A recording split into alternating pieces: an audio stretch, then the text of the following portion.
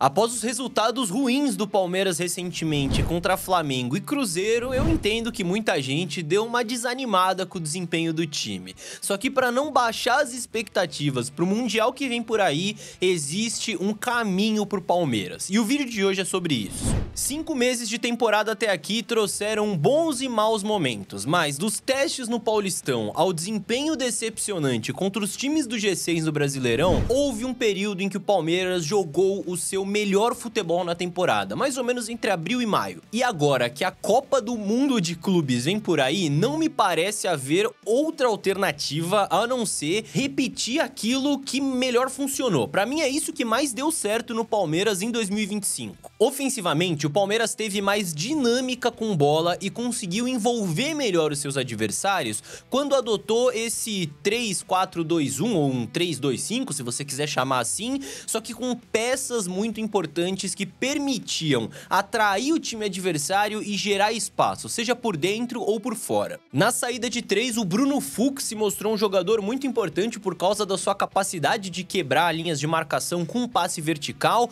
mas fica o destaque também pro Giai, que se mostrou um cara muito regular, num bom nível, para ser esse lateral direito mais base, né, que fica mais fazendo essa saída de 3. E tendo a dupla de volantes imediatamente à frente dessa saída de 3, e aí variou entre Emiliano, Aníbal, Rios e Evangelista nessa sequência, o Palmeiras muitas vezes conseguia atrair a pressão do adversário usando os volantes como uma isca para acionar os jogadores mais à frente com um passe direto, como nesse lance. E falando nos jogadores mais à frente, é importante a gente mencionar o Felipe Anderson, porque talvez ele ainda não esteja naquele melhor que todo mundo imagina nele pelo Palmeiras, e sim, os problemas físicos acabam sendo um pouco frustrantes. Mas vamos falar a real, o melhor Palmeiras em 2025 até agora tinha o Felipe Anderson como um titular absoluto. Com ele aberto ali pela direita, muitas vezes colado na linha lateral, o Palmeiras não só tem mais equilíbrio, e isso tem a ver com a parte defensiva também, que daqui a pouco eu vou abordar, mas o time também ganha um jogador destro por ali, que joga com o pé aberto e, portanto, pode tanto acionar alguém por dentro, ele tem esse corte pra dentro, até uma troca com o meia, como também por fora, com esse passe nas costas da defesa,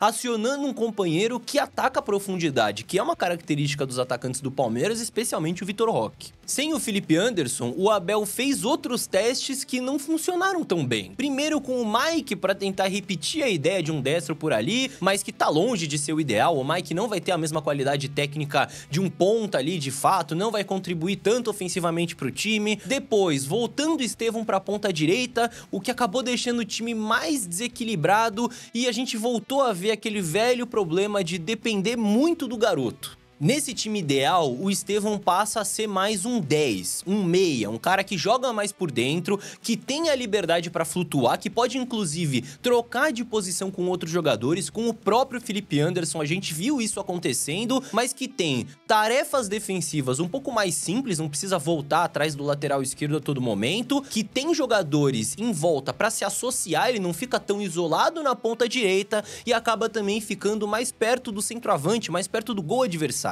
Na boa, chega de ser aquele Palmeiras que precisa acionar o Estevão sozinho na direita e ele tem que passar por 3 marcadores sozinho e só aí vai conseguir criar uma chance de gol. Dá pra ser bem menos previsível do que isso. E completando esse ataque, você tinha o Facundo Torres, que quem vai lembrar naquela sequência fez uns 300 jogos seguidos ali correndo pra caramba e criou uma boa dobradinha de uruguaios ali pela esquerda com o Piquerez, né? O Facundo sendo esse meia esquerda que vem pra dentro e abre o corredor pro Piquerez, e o centroavante, que no time ideal do Palmeiras é o Vitor Roque. É claro que hoje já pode existir uma competição maior por essas vagas dentro do time, porque você tem o Maurício disponível, o Paulinho brigando por vaga, até o Alan, um garoto que sempre entra muito bem, e também o ataque do Palmeiras nessa sequência não estava perfeito, não é esse o ponto. Mas pelo menos a base que melhor funcionou, que mais deu certo, foi essa, tanto ofensivamente quanto defensivamente. Aqui tem outro ponto muito importante,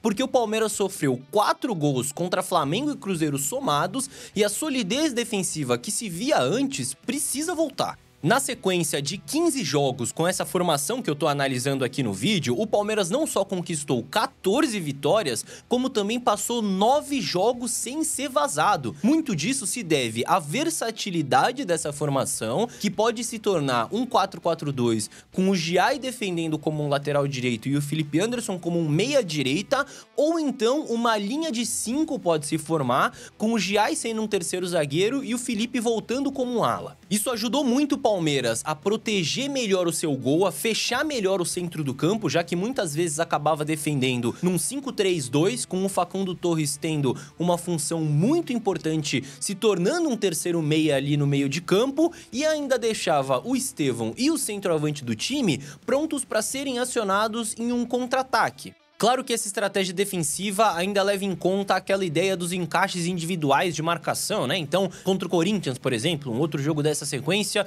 isso ficou bem claro, né? Como um exemplo, num derby em que o Palmeiras venceu bem e teve um desempenho defensivo bem legal. Só que podendo também, dentro desse recorte, muitas vezes marcar um pouco mais baixo, fechar uma linha de 5, correr menos atrás do adversário e proteger melhor o seu gol. O Palmeiras conseguiu fazer isso muito bem em jogos contra o Internacional, por exemplo, naquela vitória no Beira-Rio, que por mais que o Palmeiras tenha sofrido um pouco uma pressão no final, esteve muito bem defensivamente, conseguiu marcar mais atrás, só que pressionando o portador da bola, criando superioridade numérica em zonas importantes, como perto da bola, dentro da grande área, perto dos principais finalizadores do adversário. Esse foi só um dos casos, mas você teve Bolívar na altitude, Fortaleza no Castelão, enfim, jogos difíceis que exigiram uma postura diferente do Palmeiras do ponto de vista defensivo. Isso foi bem feito. No Mundial, essa capacidade de se transformar, de se adaptar dentro dos jogos vai ser absolutamente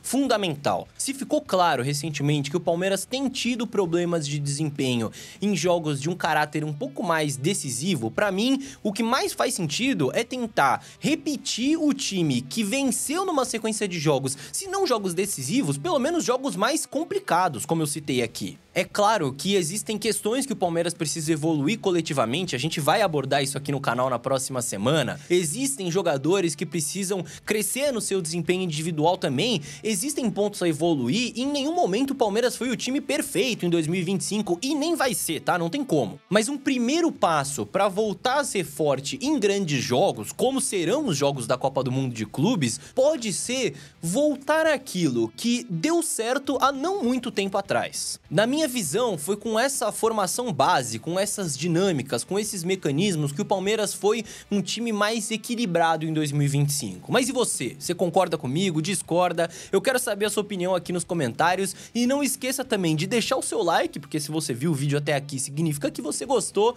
e também de se inscrever no canal, checa se você está inscrito agora, porque vem muito conteúdo sobre o Mundial por aqui nos próximos dias, cobertura completa aqui no Análise Verdão. E ó, se quiser apoiar o nosso trabalho e ter acesso a benefícios exclusivos, rola o mouse aqui pra baixo e clica no botão Seja Membro, dá uma lida nos planos. E para seguir por dentro de tudo sobre esse planejamento do Palmeiras pro Mundial, recomendo que assista este vídeo que está na sua tela agora, onde eu e Luca Vicchiato analisamos como chega o elenco do Palmeiras para a competição. A gente analisou posição por posição. É só clicar aqui na tela para conferir agora mesmo.